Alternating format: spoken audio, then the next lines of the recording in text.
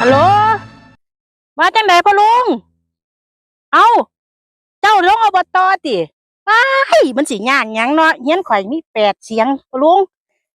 ไปเฮียนเจ้าเมิดบ่ซอยพี่ซอยน้องสิซอยผู้ใดเนาะก็ยังว่านั่นแหล้วมันบ่ยาก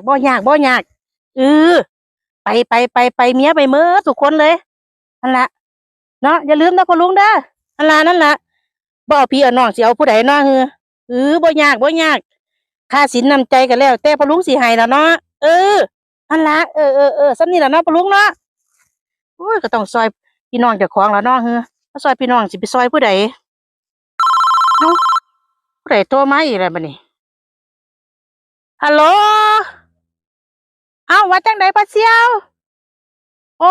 จะสิลงอบตติมันบ่ยากจังเม็ดเลยพุ่นเสี่ยวเจ้าเป็นคนปู่อยู่พุ่น8 เสียงมันบ่ยากเออเนาะบ่ซอยพ่อเสี่ยวสิซอยผู้ใดคือเก่าดังนั้นคือเก่า